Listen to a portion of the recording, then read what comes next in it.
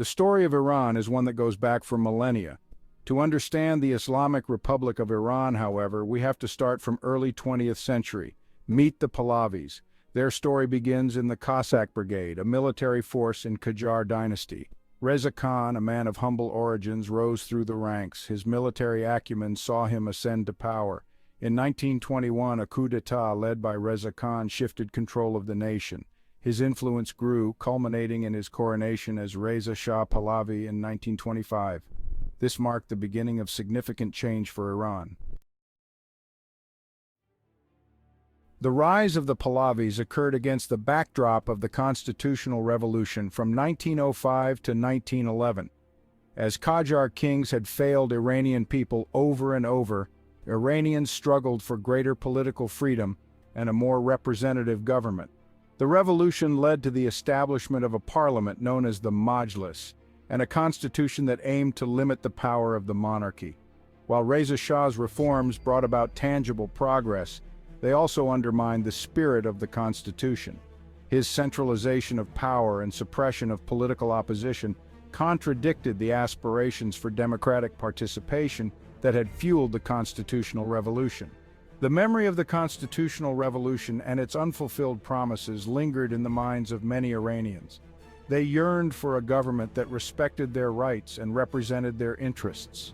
Reza Shah's abdication in 1941, forced by Allied powers during World War II, provided a brief respite and a glimmer of hope for democratic reforms. However, the subsequent reign of his son, Mohammad Reza Shah, set the stage for a far more profound revolution.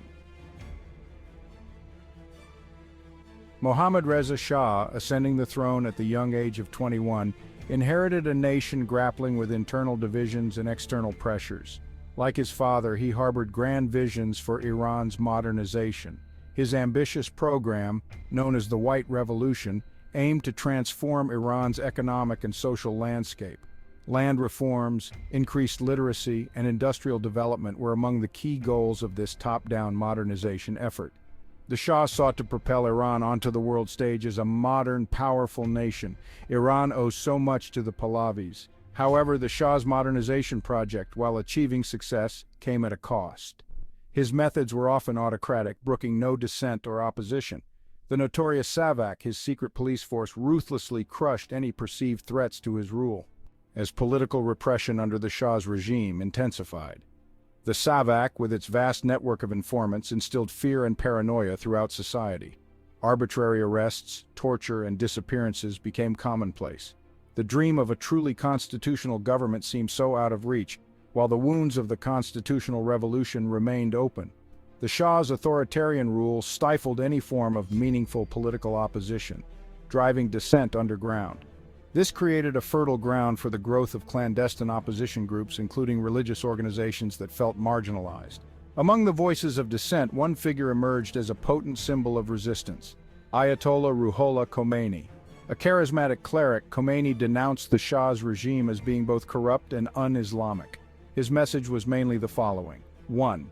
He criticized the Shah's close ties with the West, particularly the United States. 2. He also claimed that Shah prioritized Iranian nationality over the religion of Islam. Khomeini's message resonated with a broad spectrum of Iranians, from devout Muslims who felt their faith under attack to secular intellectuals disillusioned with the Shah's authoritarianism.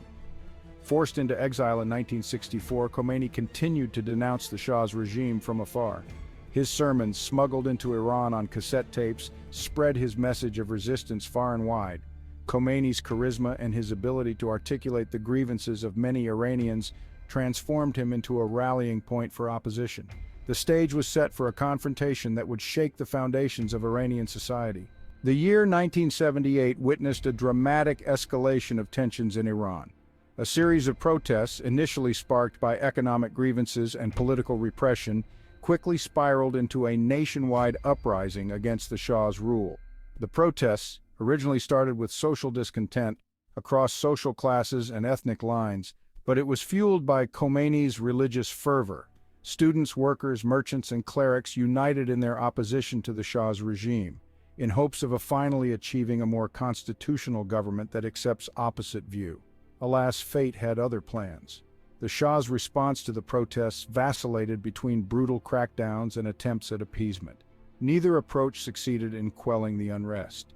The more the Shah resorted to force, the more determined the opposition became. The regime, increasingly isolated and facing international condemnation for its human rights abuses, began to crumble from within. By late 1978, it was clear that the Shah's rule was nearing its end. The protests had reached a fever pitch, paralyzing the country. The army, demoralized and facing increasing defections, proved unable or unwilling to quell the unrest. On January 16, 1979, the Shah, facing imminent overthrow, fled Iran with his family. His departure marked the end of the Pahlavi dynasty and the beginning of a new chapter in Iranian history. The Shah's departure sent shockwaves through Iran and the world. The seemingly unshakable grip of the monarchy had been shattered by a popular uprising.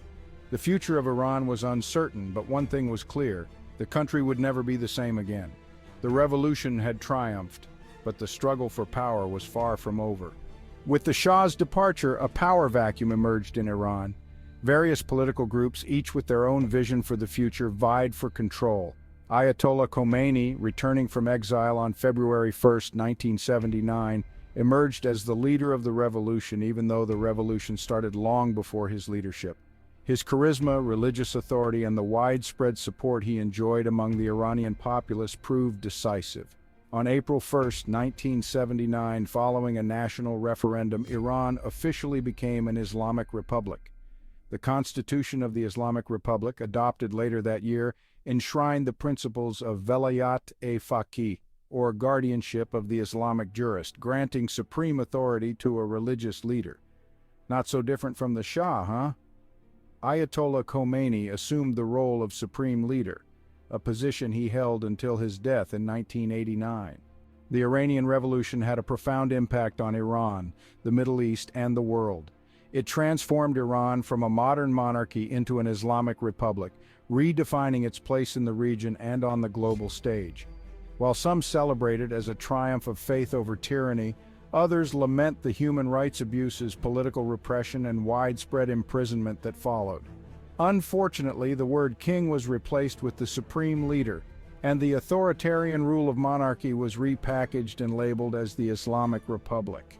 As it turned out, not only the Islamic Republic wasn't democratic, but also extremely violent against opposition. So the dream of the constitutional revolution was shattered yet again. Since the conception of the Islamic Republic, it has experienced numerous uprisings. In 1999, student protests erupted in Tehran, sparked by the closure of a reformist newspaper. The protests were met with a violent crackdown, resulting in several deaths and many arrests.